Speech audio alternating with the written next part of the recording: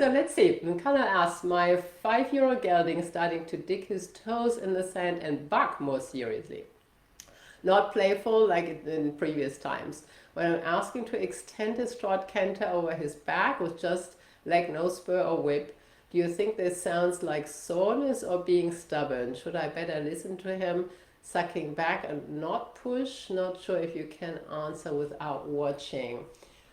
Yeah, that's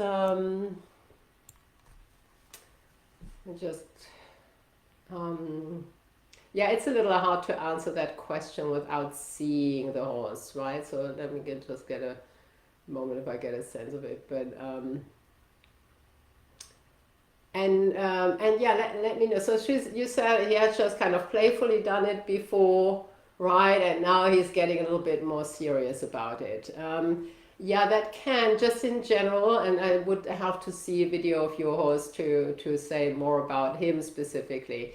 But you're totally right. It can really have like two different reasons. The one reason can be that he is a little stuck in the back, and that the moment you ask him to go out a little bit more, something you ask more from him, that he gets tense, and then he feels uncomfortable and starts bucking because he feels uncomfortable.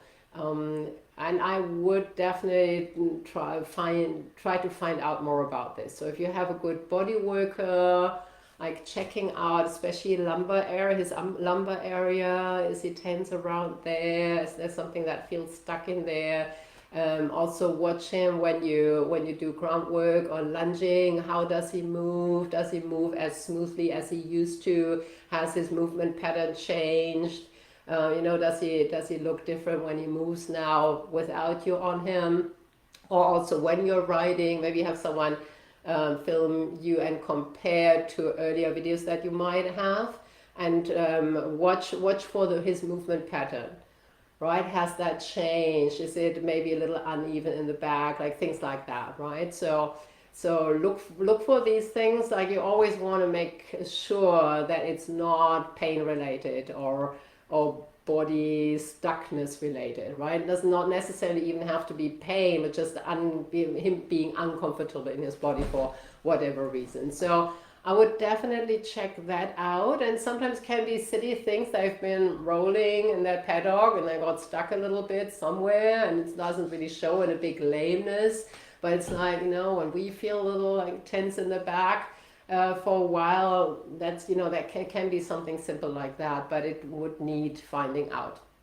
Yeah, so have a body worker check on that. And also, as I said, like, can you detect something in his movements?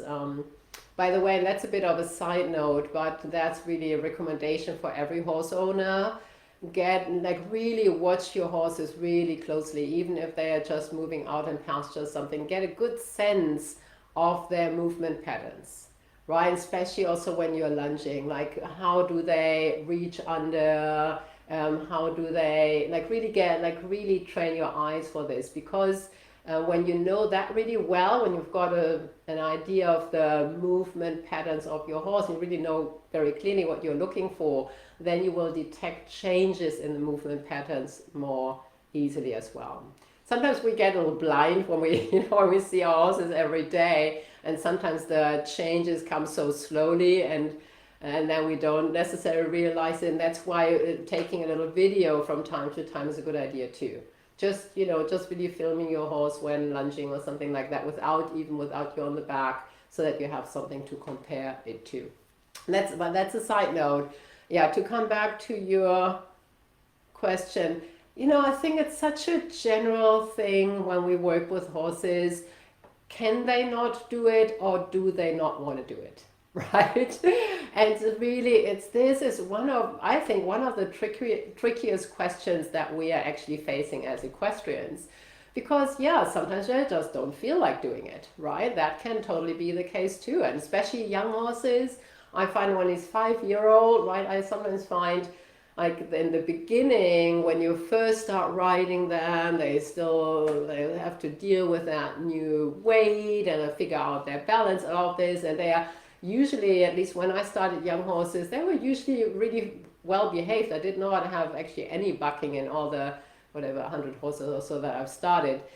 So there was no bucking in that first phase, but then after half a year or so, when they get stronger, and then they kind of want to also test their boundaries a little bit. They're in this teenager position, right?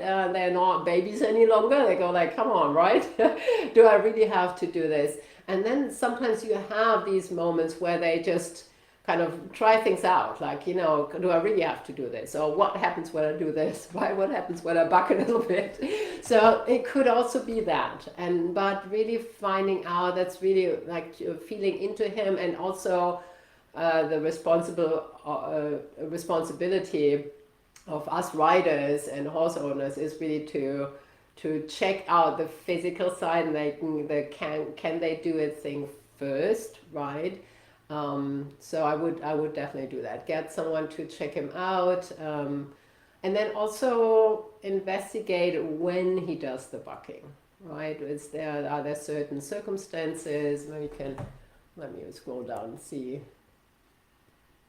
Yeah, right. So it can also be like certain circumstances. Like I remember that when I started my eventing horse, and I had him for whatever, like half a year or so, and had kept everything fairly controlled, right? With young horse, you're sometimes better off when you keep it a little bit more controlled. And then we had a big field that was open for riding, and I felt like, oh wow, this is now my chance to like really let him go, like really gallop with him, to really let him stretch out, right? I was kind of excited to finally be able to do that. And I went to that field and we started cantering. It was like, no, really, today I mean it, right? Today we can go really fast. And then, then after a couple of strides, he actually started bucking, and I walked home alone after him, right? So that actually, when I fell, I thought I do not want to walk without him. So I held on to the reins, which I usually don't when I fall, because I feel that's kind of dangerous too. But I held on to the reins while falling. I thought like, okay, I don't want to walk home. But that happened. That happened then. It wasn't like a new thing, right? Suddenly we're galloping, and then the adrenaline kicked in. And it was like, oh, this is exciting. And then he did he started bucking, didn't stop until it was on the ground. So, but that's, then it's like one instant, and there is you've changed something in the training, something is new, then it's kind of obvious why he bucked, right? He never did it after, right? So then it was super clear, right? It was super clear why he did it. And maybe you would detect something similar with him, that you have certain things where he starts the bucking, and maybe get a little bit of a pattern or an idea of why that could be happening.